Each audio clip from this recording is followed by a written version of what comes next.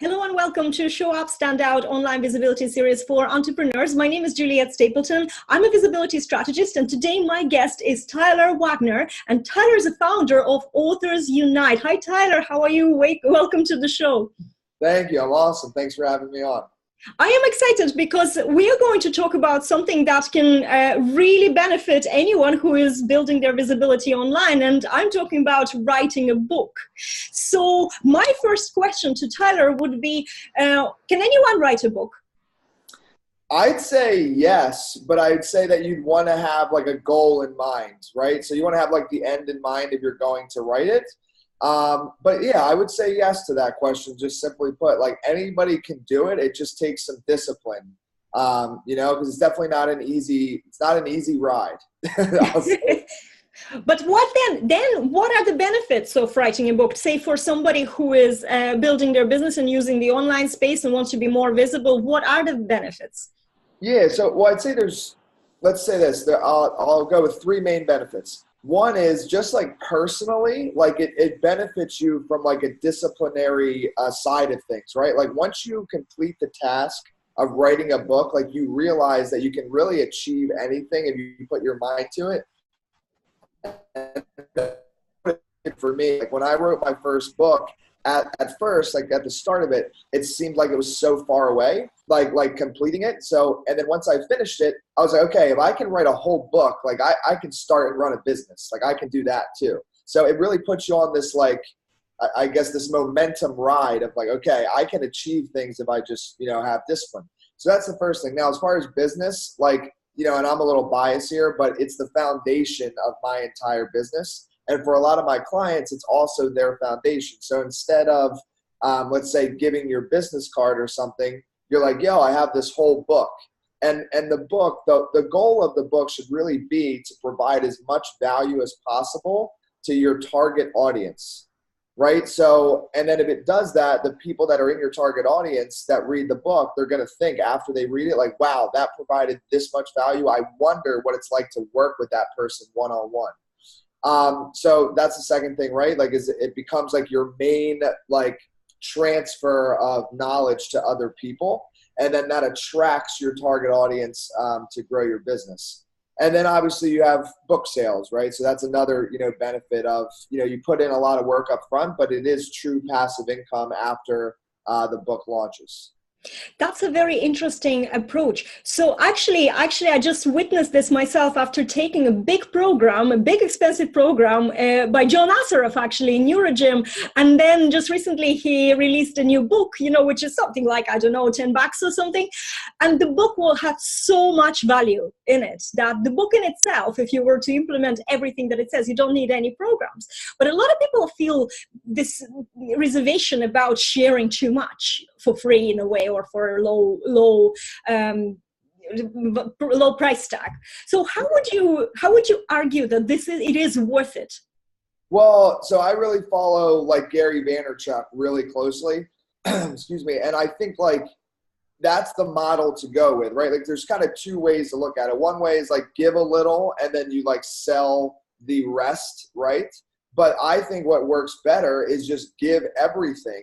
Just like give it all.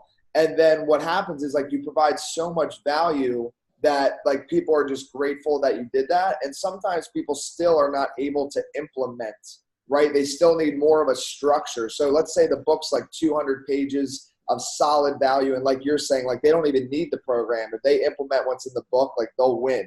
But the problem is like it's a lot to figure out still, even when it's laid out in a book. So they might want consulting from you or like accountability. So don't worry about, end all be all here. Don't worry about giving away too much because 99% of people are not going to take action on it anyway. And for the ones that do, they're probably going to want more help from you. So you can't give away too much, in my opinion. I absolutely agree. I actually implement the same model, and I see very, very clearly people need support. It's not enough for them to listen to a video or to read a book. They want support. They want support of other people, because you feel like you will, if you're sharing or somebody else is sharing, you're not alone in this. It just helps, and of course there's support from the authors or structure, as you said.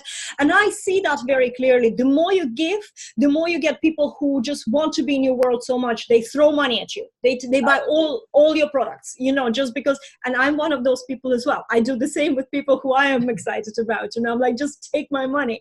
And I sometimes don't even do the courses. Or they're sitting there waiting for the time. But we are emotional creatures. Some of us are logical, but a lot of us are emotional, and this is part of how you sort of build that know, like, and trust factor, right? So if somebody we decided that we need a book, right? We need a book. So how do we approach it? It, as you said, it just sounds like it's such a big task. Is there sort of main steps that you could outline that somebody has to take if they just to stop the overwhelm? Yes, absolutely. I'll break it down for you. So first thing you should do, like we mentioned before, is come up with why you're writing the book, right? So it could be a passion project, but like, let's go down the path of like, you're writing the book to grow your business, right? So that's good. So then what you want to do is write the most valuable book you possibly can, directly talking to your target audience. So now that we, have the groundwork there, what you should do is actually write your book backwards. And I know that sounds crazy, but let me explain, okay? So what I mean is that what most people try to do when they write a book, and this is why they never finish, is they try to perfect the process instead of completing the process. So they try to come up with their title first, then their introduction,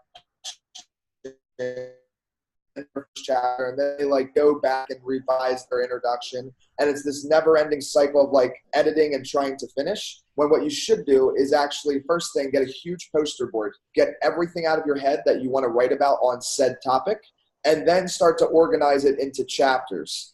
But don't try to put anything in order. Don't try to be orderly about this. It is an artistic method, right? To write a book is artistic, so it's messy. And you have to allow it to be messy. So then once you have all your chapters, then write each chapter, but don't put it in order again. Just write them separately, kind of like blog posts. So then you have, let's say you have 15 different blog posts. What's funny is that when you do it this way, the order will naturally come to you because you've done the work. So then you put it in order, then you write your conclusion, then your introduction, and then your title. Again, it's funny, your title kind of comes to you naturally after you've written the entire book. So the title actually comes last, and then you would, do a self-edit round, right? So don't edit at all when you're doing your rough draft. Just do it full and accept that it's not going to be that good. And that's okay.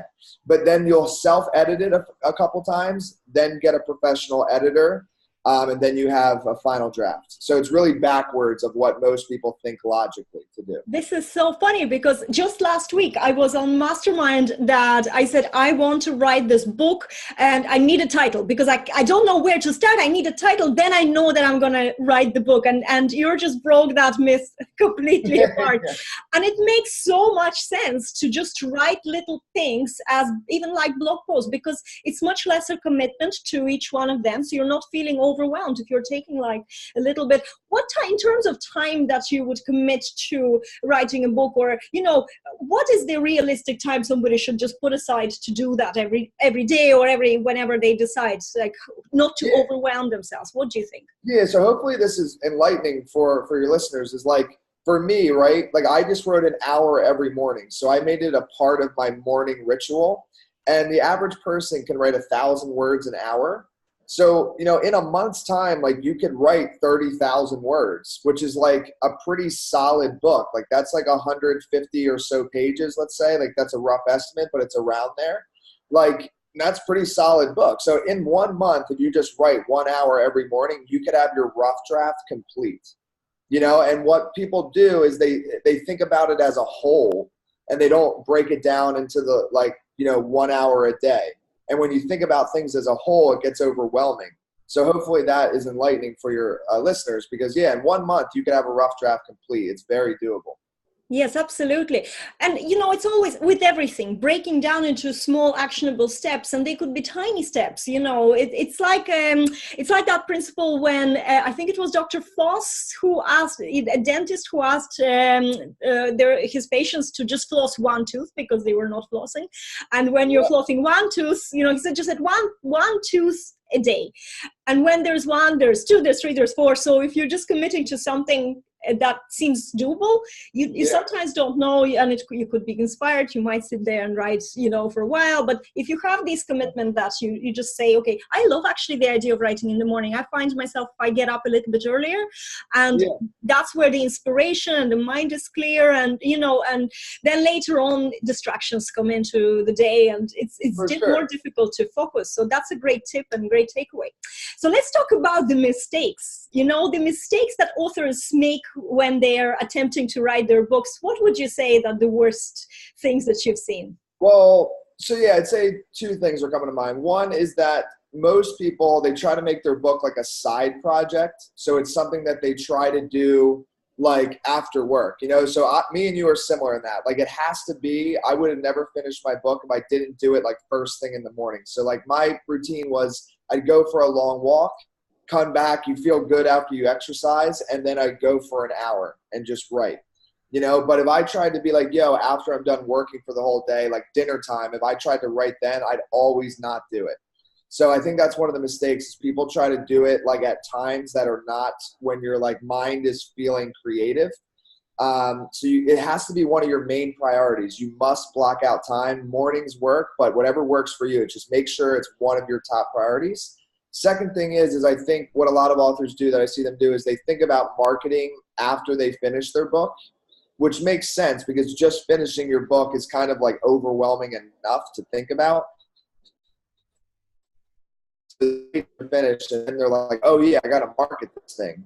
So what you should really do is start thinking about marketing beforehand, right? And one of the methods, and this is again kind of from Gary Vaynerchuk, is like instead of marketing at people, you market with people. So instead of like creating, you're documenting the process. So one of our best marketing methods is to start a community before you even start writing the book. So build up a community of your target audience, and then document the process of writing the book and publishing and everything to your audience as you're doing it. So it's like you video yourself like, today I had a great day writing, and then today was really tough, and then share some knowledge. And then what happens is over the months, you build up this community of hundreds to thousands of people. And then when you go to launch your book, you basically have a full launch group, right? And that's just one way, but think about marketing before you even start writing, and that will be very helpful. I think that's a good advice for pretty much anything you do. Launching a product, don't just launch a product. Start talking about it, a month in advance. It's sort of like something that really, you need to precondition people for whatever you're going to give them, and making them part of the process and doing the behind the scenes things and, little pictures.